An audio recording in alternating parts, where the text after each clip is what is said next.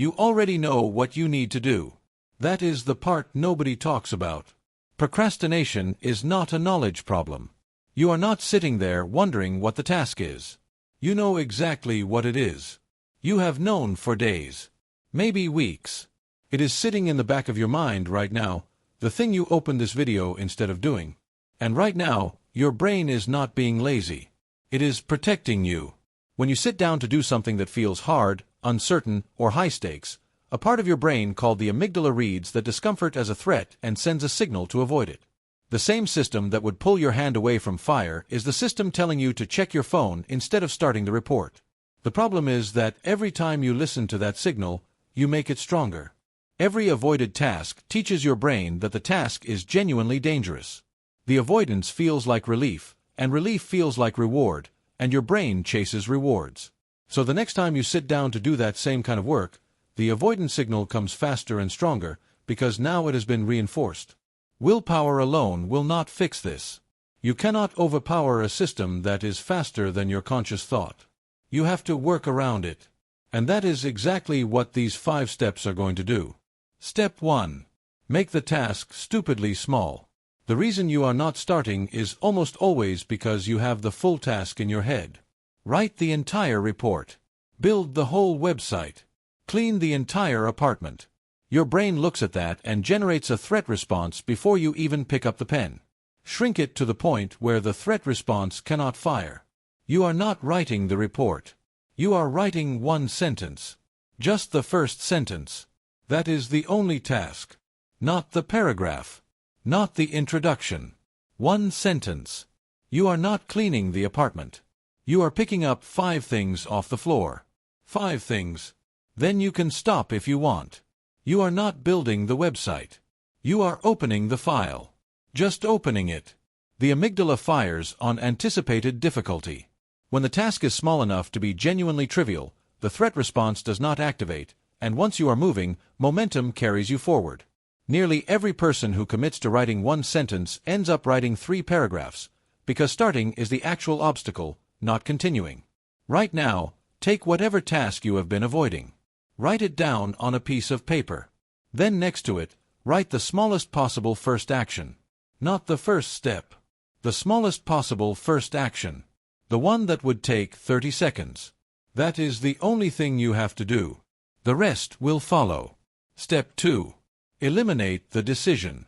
One of the least talked about causes of procrastination is decision fatigue.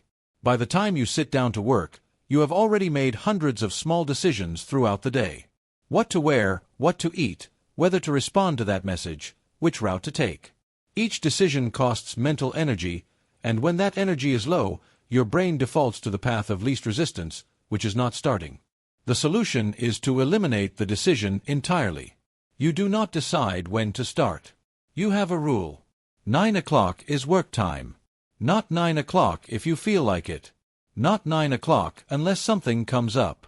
9 o'clock is work time the same way Thursday is a day of the week. It simply is, without negotiation. The most disciplined people in history almost universally had rigid daily structures. The structure was not about restriction. It was about removing the decision so that willpower was never required in the first place. Take out your phone or a piece of paper right now and schedule 1 block of time for tomorrow dedicated to your most avoided task. Not a general intention. A specific time. 8:30 to 9:30. Write it as if it were a meeting you cannot move, because it is. It is a meeting with a version of yourself who will either thank you or resent you depending on whether you show up. Step 3. Identify the real reason. Most procrastination has a specific fear hiding underneath it, and it is almost never the reason you think. You tell yourself you are avoiding the task because you do not feel like it, because you are tired, because the timing is not right. But if you sit quietly for 60 seconds and ask yourself what you are actually afraid of, a different answer usually surfaces. Fear of doing it badly. Fear that once you start and give real effort, it still will not be good enough. Fear that the project you have been telling yourself you could do will turn out to be beyond you. Fear of success, which sounds strange but is real, because success means things change and change is uncertain and uncertainty is uncomfortable. Write the task at the top of a piece of paper. Then below it, complete this sentence honestly. The real reason you have not started this is because you are afraid that something specific will happen. Finish that sentence. Whatever comes out, write it down without editing it or defending against it. Just let it land on the paper. Once the fear is named and sitting on a piece of paper outside your head, it loses most of its power. The unnamed thing hiding in your peripheral vision is always more terrifying than the named thing in front of you. Name it.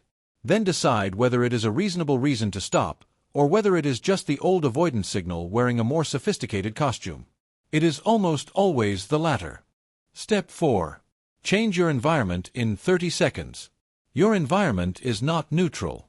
The chair you procrastinate in, the desk where you scroll, the room where you watch videos instead of working, all of these spaces are loaded with behavioral associations. Your brain links that environment with certain behaviors, and when you sit down in the procrastination chair, your brain runs the procrastination script automatically.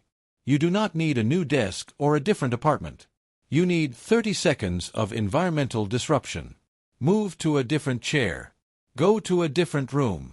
Sit on the floor. Go outside. Put on a specific playlist you only use when working, so that the sound becomes a behavioral cue for focus. Clear the surface in front of you completely. Put your phone in a different room, not face down on the desk, because face down is not the same as absent and your brain knows it. People who physically separate their work environment from their leisure environment are significantly more productive, not because of motivation, but because of association. The environment cues the behavior before you have to consciously choose it. Look around wherever you are right now. Make one physical change to your environment. One thing. Move something, remove something, go somewhere different. Then open the task immediately after, while your brain is still in transition. Step 5. Use the 2-minute rule, but backwards. The standard 2-minute rule says if a task takes less than 2 minutes, do it immediately. But the backwards version is the one that breaks procrastination on big tasks. You commit to working on the avoided task for exactly 2 minutes. Not until it is done. Not until you feel momentum. 2 minutes. You set a timer. You work. When the timer ends, you are allowed to stop with zero guilt. This works because your brain's resistance to starting is almost entirely about anticipated duration. When your brain thinks this is going to take all afternoon, it rebels. When your brain thinks this is going to take 2 minutes, the resistance has nothing to push against. 2 minutes is so short it barely registers as a commitment. Nearly everyone who starts with this method continues past the 2 minutes, because starting was the only real obstacle. But even on the days when you stop at 2 minutes, 2 minutes of actual work on the avoided task is infinitely more than zero, and it breaks the streak of avoidance that would otherwise have continued another day. Set your timer right now. 2 minutes. Open the thing you have been avoiding. Start. That is all. Just start. These 5 steps are not about forcing yourself through suffering.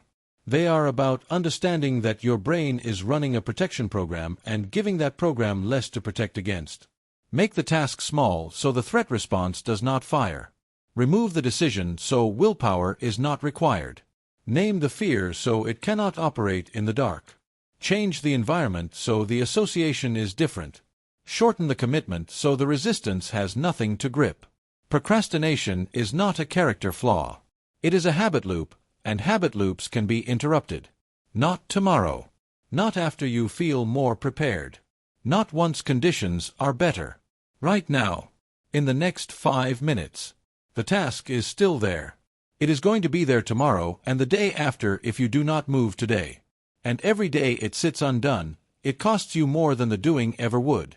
It costs you the mental energy of carrying it, the quiet guilt of avoiding it, the compounding anxiety of watching the deadline approach. The doing will take less from you than the avoiding already has. You already know what needs to be done. Now go do it.